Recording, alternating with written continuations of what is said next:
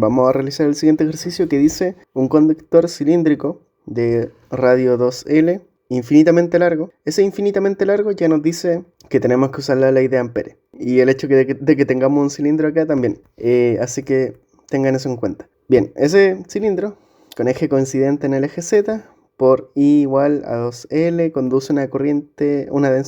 conduce una densidad de corriente J, que es esta función de acá, donde A es una constante positiva. Otra corriente rectilínea infinitamente larga, nuevamente, ley de Ampere, paralela al eje Z, conduciendo una corriente I en el sentido Z negativo. Intersecta en el plano XY en el punto 4L, 2L. Determinar el vector campo magnético resultante en el punto de coordenadas L, L. Como les decía, la ley de Ampere sirve para calcular campos magnéticos y se usa cuando tenemos líneas infinitas y cilindros también infinitos. Entonces en este caso, como les decía, tenemos ambos casos, ¿vale?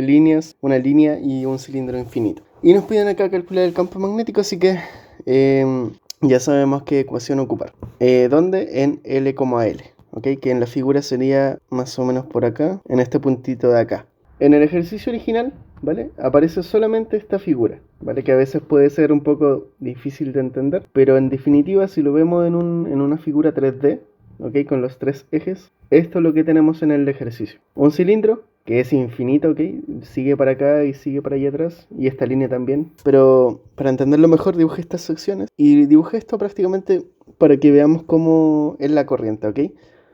Acá, por ejemplo, nos dice que el conductor cilíndrico conduce una densidad de corriente J en esta dirección. Cuando nos dicen que la densidad de la corriente tiene una dirección, esa también es la dirección de la corriente que pasa por ese cilindro o ese alambre. La densidad, la dirección de la densidad es también la dirección de la corriente. Entonces acá, como nos dicen que esta densidad va en catongo positivo, en esa dirección, es decir, hacia los positivos del Z, para el cilindro tendríamos una corriente que va hacia allá, ¿vale? Hacia los positivos del eje Z. Y por lo tanto, la otra línea infinitamente larga para el eje Z, su corriente iría en sentido Z negativo, es decir, que iría en la dirección contraria, como lo podemos ver acá, en esa dirección. Entonces, esto nos ayuda a entender un poco mejor qué está sucediendo en el ejercicio. Pero para resolver esto nos vamos a quedar con esta figura principalmente. Partamos calculando el campo magnético que genera este cilindro sobre ese punto P. Como sabemos que tenemos que usar la ley de Ampere, partimos resolviendo esto. Como les decía antes, esta integral de línea de acá siempre nos da B por el perímetro de nuestro cilindro en este caso. Y eso se traduce en B por 2pi por el radio. Y esto de acá queda igual por el momento. Este radio, como lo mencionaba acá, este radio es el radio del cilindro de Ampere. Y esto es importante porque el cilindro de Ampere va a ser un cilindro ficticio, entre comillas, que va a tener el mismo centro que nuestro cilindro real, pero su radio exterior va a pasar justo por el punto donde nosotros queremos calcular nuestro campo magnético. Es decir, como nosotros queremos calcular nuestro campo magnético de acá, ¿vale? Vamos a dibujar un círculo, ¿vale? Y este círculo va a representar a nuestro cilindro de Ampere. Y este cilindro, como les decía, su radio exterior pasa justo por ese punto. En 3D lo veríamos así, ¿ok? Como nosotros queremos calcular el campo en ese punto P, dibujamos un cilindro cuyo radio pase justo por ese punto, ¿vale?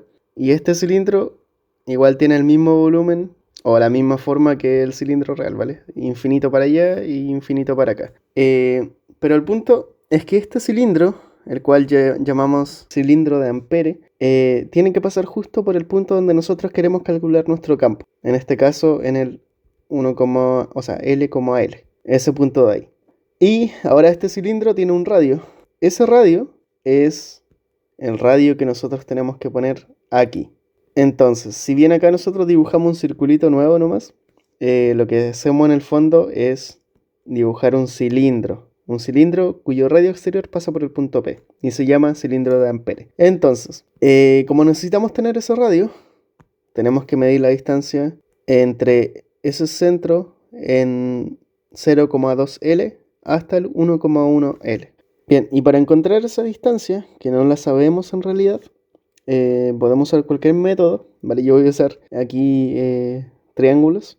Acá tenemos la coordenada L como L, ¿vale? Que es el punto donde nosotros queremos calcular nuestro campo. Y esto de aquí es el centro de nuestro círculo, de nuestro cilindro, perdón, ¿vale? Que está en el 0,2L hacia arriba. Entonces, sabemos que esta distancia desde aquí hasta acá mide L y desde L hasta 2L en el eje Y también hay una distancia de L. Entonces acá se nos forma un triángulo rectángulo que para sacar esta distancia D que no conocemos, básicamente tenemos que calcular la hipotenusa entre estos dos catetos.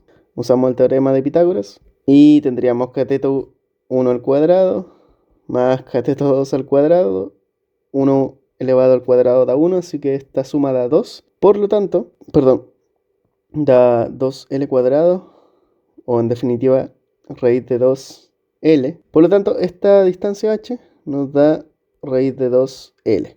Y como esta distancia, ¿vale? Es el radio de nuestro cilindro de Ampere, este valor que encontramos lo vamos a reemplazar acá. Por ende, tendríamos B por 2pi por raíz de 2L. Y eso es igual a mu sub 0 por la corriente encerrada. Bien, ahora para calcular esta corriente encerrada, como les decía, tenemos que usar esta ecuación de acá. Bien, vamos a usar la simplificada, esta que salía desde todo este proceso de hacer la derivada del área y todo el tema, y llegamos a esto de acá. Bien, esta ecuación es la que vamos a usar generalmente. Entonces, la J que tenemos acá es la densidad de la corriente, la cual se nos da en el ejercicio para el círculo por lo menos, que es A partido en R, donde A es una constante positiva. Entonces acá reemplazamos solamente. Lo que hago yo es reemplazarlo sin el vector, ¿vale? Si bien acá aparece un vector K, este vector nos ayuda principalmente a determinar para qué lado va la corriente, ya cosa fundamental si es que queremos usar la regla de la mano derecha. Pero en el cálculo de la corriente encerrada no anotamos ese vector, sino que solamente los valores del módulo. Entonces, esta integral nos queda como esto de acá, a priori. Pero como es una integral definida, nos faltan los límites de integración. Estos límites de integración serían los radios en los cuales está encerrada la corriente, ¿vale? Por eso esto de acá.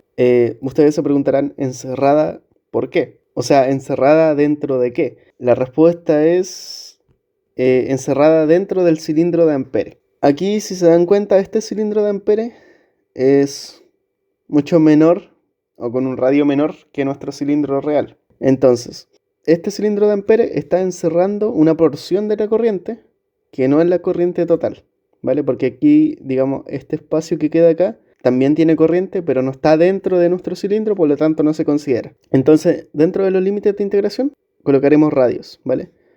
Un radio interno y un radio externo que encierre la corriente que está dentro de este cilindro. Entonces, para el caso que tenemos nosotros, este radio interno sería 0, ¿vale? Porque justo en el radio 0 se empieza a considerar corriente, y el radio externo de este cilindro de Ampere sería raíz de 2L, que es el radio que determinamos acá.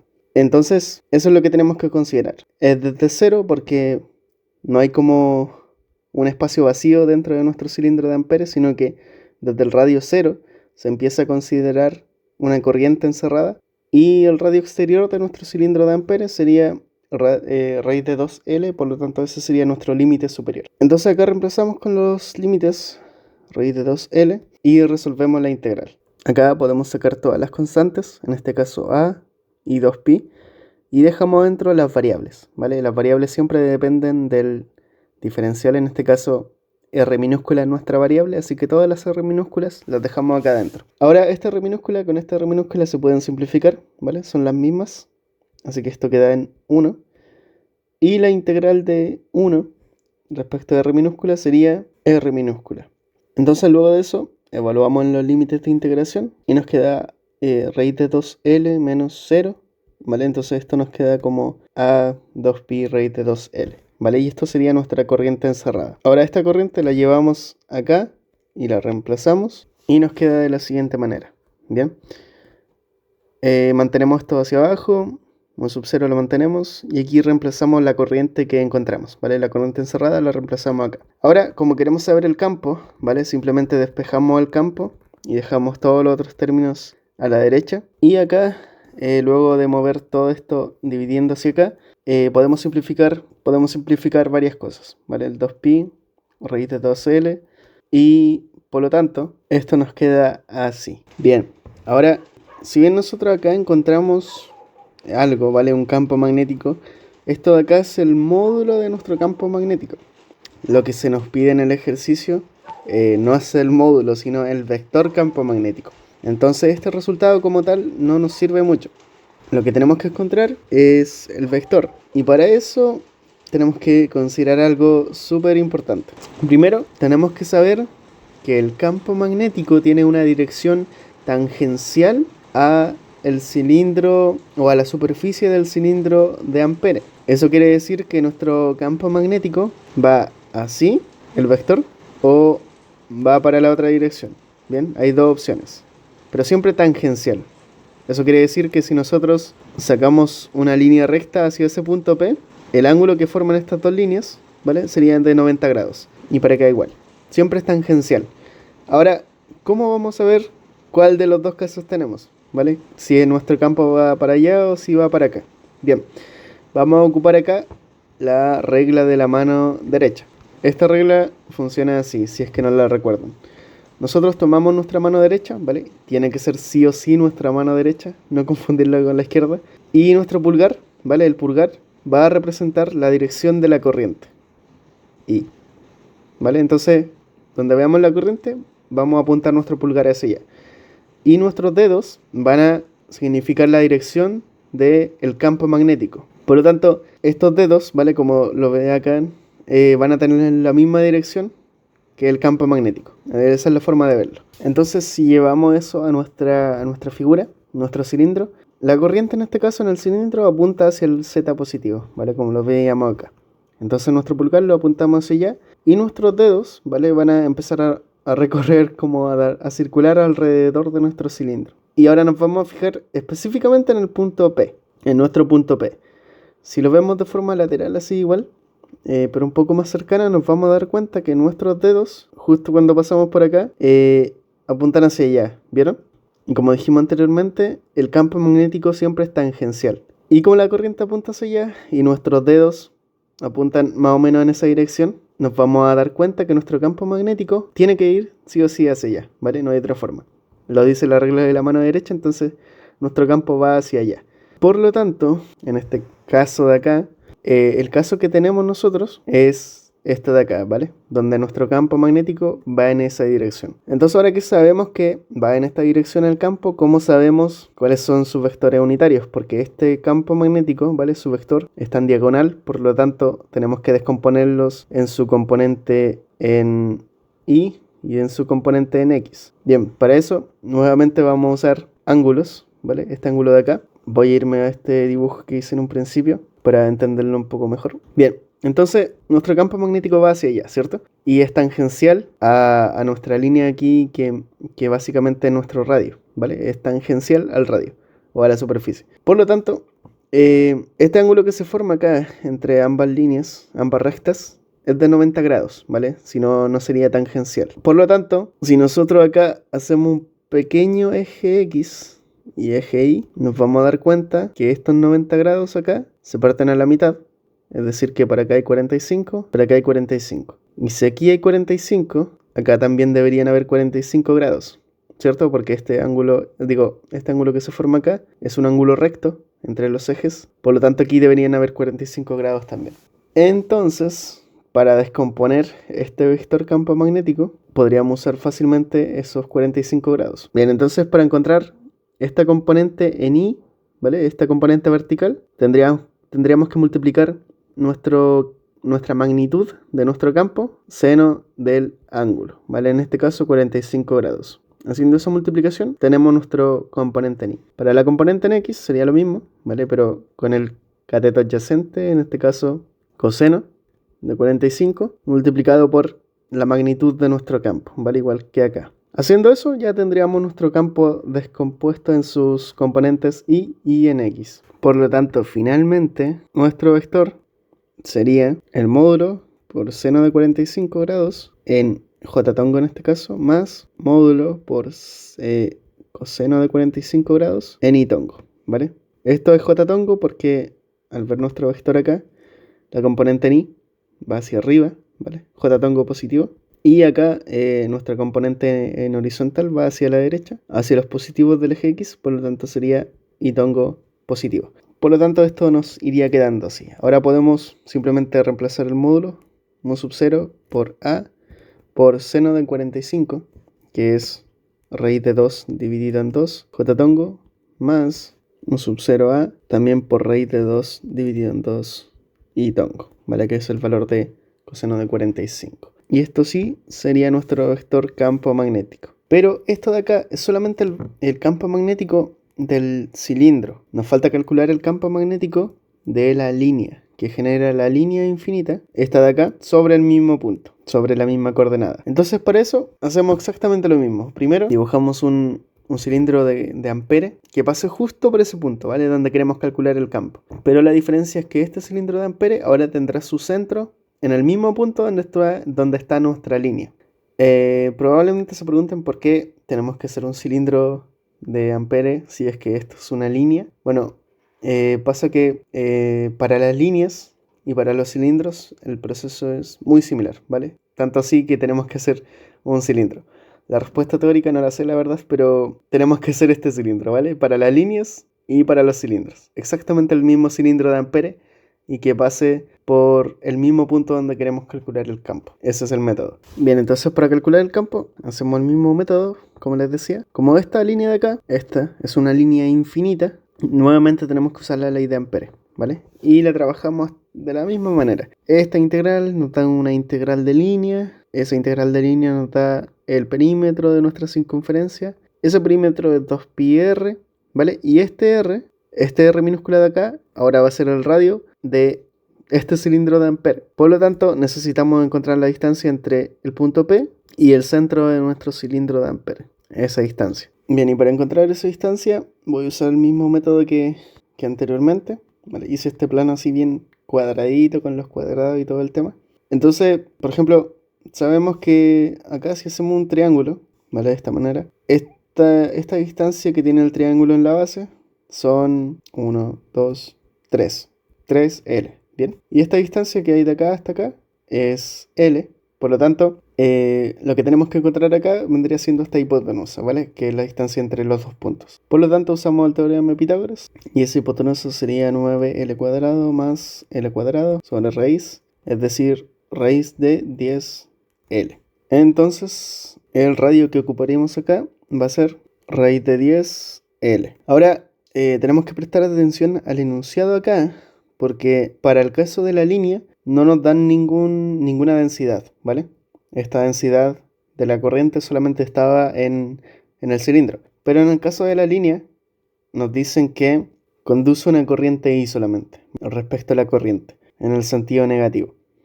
Por lo tanto, ¿cómo interpretamos esa corriente encerrada? Bueno, la corriente que está encerrada dentro de este cilindro de Ampere es solamente la corriente de esta línea, ¿vale? La corriente total. Porque en este espacio que hay entre la línea y el radio exterior, solamente un espacio vacío, ¿vale? No hay corriente ahí, sino que toda la corriente está concentrada acá. Si bien este cilindro de Ampere contempla también una porción de acá, podríamos decir que también se considera esa corriente, pero en este caso no, ¿vale? Porque cuando nosotros calculamos el campo sobre un punto, estamos, entre comillas, considerando que solamente esta cosa genera un campo sobre este punto. El resto lo olvidamos. Y por eso calculamos cada campo por separado, ¿ok? Simplemente calculamos el campo de esta esfera, por ejemplo, de este cilindro, por ejemplo, sobre el punto, ignorando esta línea momentáneamente. Y ahora estamos calculando el campo que genera esta línea sobre ese punto,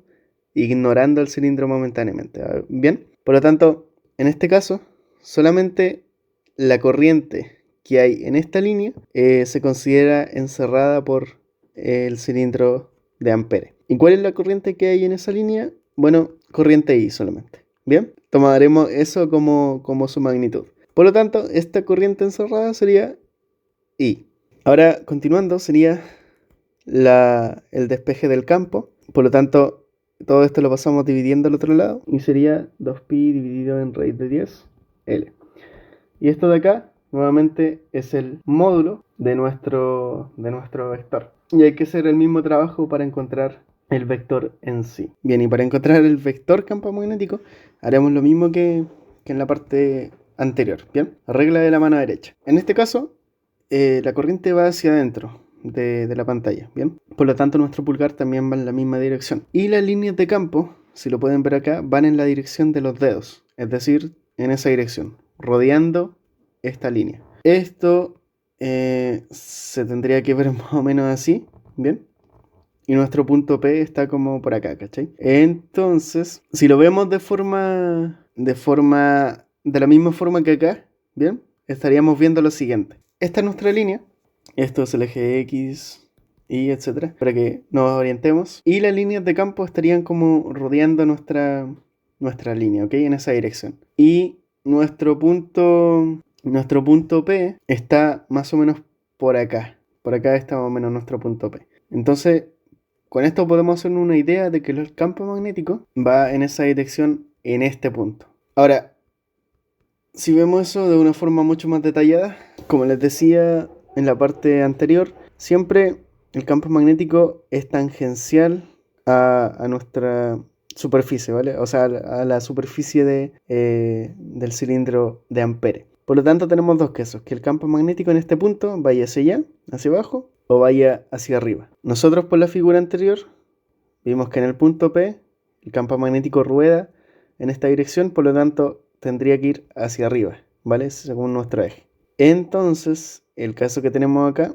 vendría siendo justamente este, en el que el campo magnético va hacia arriba. Y ahora para descomponer nuestro vector, nuevamente podemos usar ángulos, ¿vale? Hacemos un eje X y un eje Y acá improvisado. Y acá podríamos, por ejemplo, usar razones trigonométricas. Entonces, por ejemplo, si descubren este ángulo de acá y le suman 90, ¿vale? Que son estos 90 grados del ángulo rectángulo que se forma acá, podrían descubrir también este ángulo, haciendo una resta simple, ¿vale?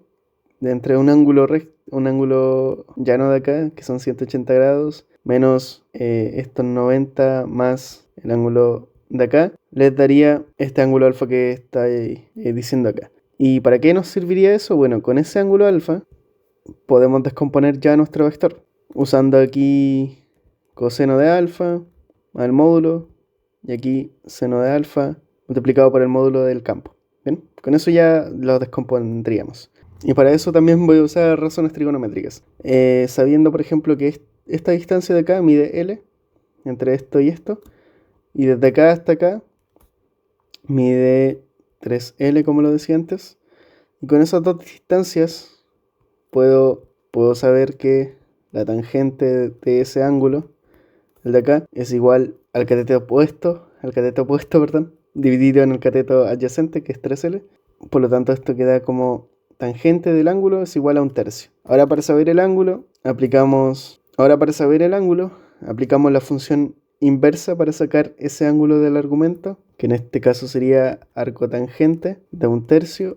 Eso nos daría el ángulo. Ahora metemos ese ángulo acá a la calculadora y nos da 18,43 grados. Entonces, ya con esto podemos... Bien, entonces con este ángulo de acá simplemente lo sumamos a 90 y eso lo restamos a los 180 y nos daría el ángulo alfa. Y haciendo eso, llegamos a que alfa mide 71,56 grados. Entonces, simplemente metemos esos datos acá y llegamos a la conclusión de que la componente en I va a ser igual a seno de 71,57 grados en la dirección J tango positivo, claro, J positivo. Y la componente en X sería el módulo de este vector por coseno de 71,57 grados. En este caso, como este vectorcito horizontal va hacia los negativos, ¿vale? Va hacia allá, sería en la dirección menos y tongo. Llevamos todo esto a nuestro resultado. Por lo tanto, nuestro vector campo magnético sería lo siguiente. Y esto es lo que obtenemos entonces. Este es el módulo, ¿vale? El mismo módulo que estaba acá, este B. Como al final, para descubrir el campo, sumamos la componente en X más la componente en Y. Este B, como están ambos términos, simplemente lo factoricé y me queda la suma de seno y coseno, ¿vale? Entonces, seno de 71 menos por este negativo de acá, el coseno nos da esto de acá, ¿bien? Y esto sería el vector campo magnético de la línea. Por último, como nos piden el campo total, sería sumar el campo de la línea que encontramos recién más el campo generado por el cilindro. Y ahí sí estaría completada nuestra respuesta final. Bien, eso.